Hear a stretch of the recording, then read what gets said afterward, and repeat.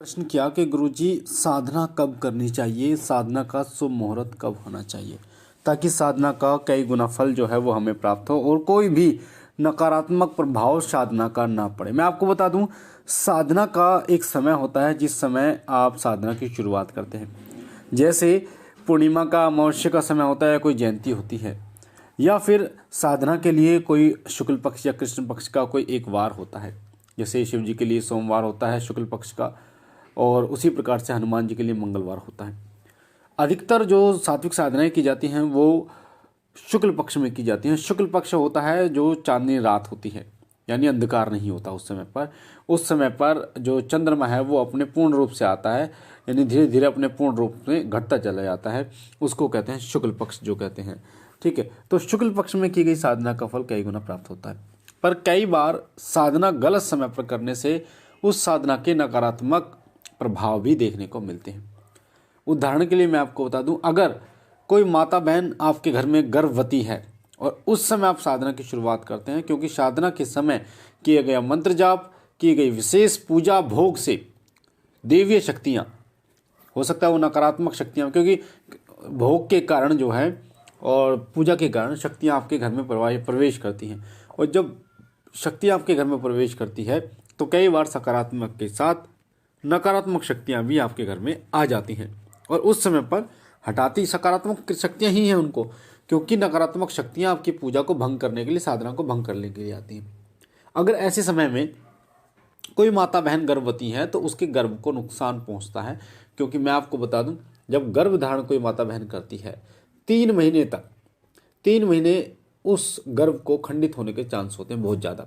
क्यों होते हैं? क्योंकि 3 महीने तक जो बच्चा होता है वो पूर्ण रूप से नहीं बनता और वो कच्चा होता है, और उसकी जो महक होती है वो नकारात्मक शक्तियों को आकर्षित करती है। इसलिए डॉक्टर बोलते हैं कि 3 महीने तक आपको बच्चे का ध्यान रखना है। इंजेक्शन कई लोगों को लगते हैं, अपने खाने पीने का ध्यान रखते हैं, और उसके बाद बच्चा पनपना शुरू होता, तो इतनी 5-6 महीने बाद दिक्कतें नहीं होती। तो साधना काल में अगर गर्भवती महिला कोई है तो साधना की शुरुआत बिल्कुल भी ना करें, बिल्कुल भी ना करें।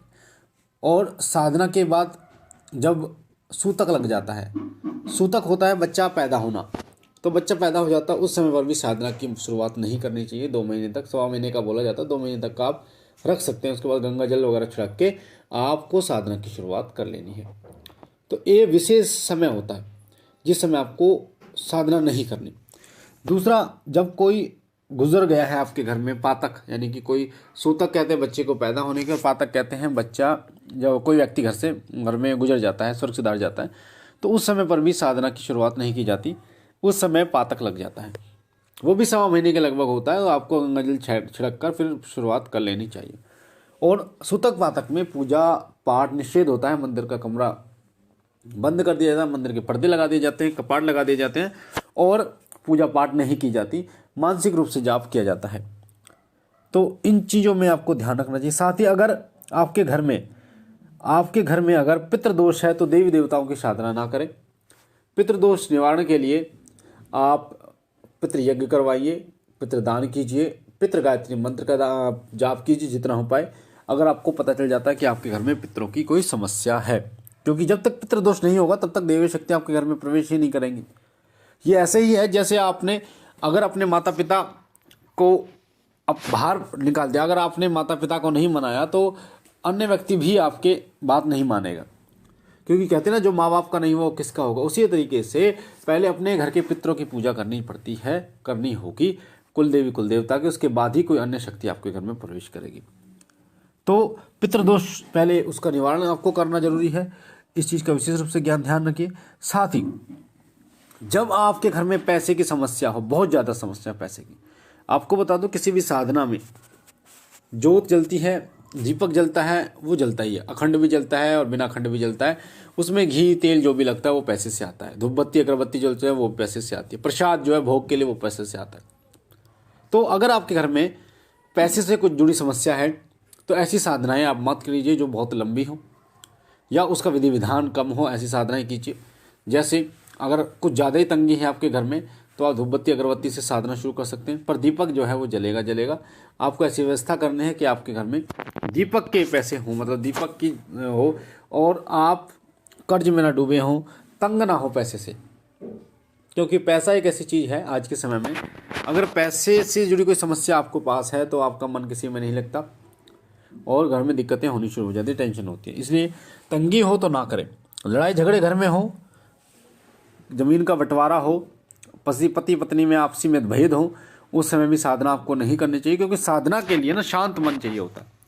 साधना का समय, साधना का मतलब ये होता है कि प्रभु में लीन हो जाना, प्रभु का गुणगान आपको करना 24 घंटे, उनका नाम लेना शारीरिक और मानसिक रूप से। तो जब तक आपका मन शांत नहीं होगा, आपका दिमाग शांत नहीं होगा, तब तक आप कैसे कर सकते हैं साधना।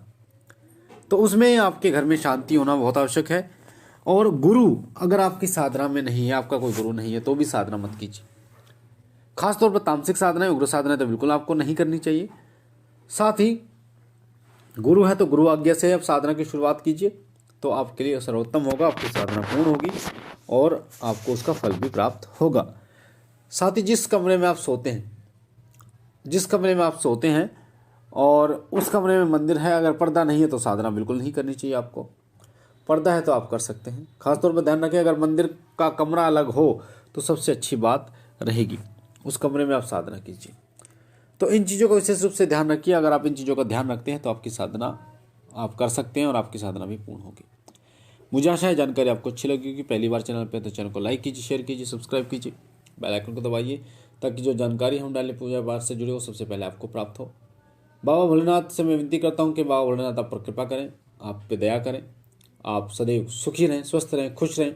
हम मिलते एक नई जानकारी के साथ, तब तक के लिए ओम नमः शिवाय, ओम नमः शिवाय, ओम नमः शिवाय।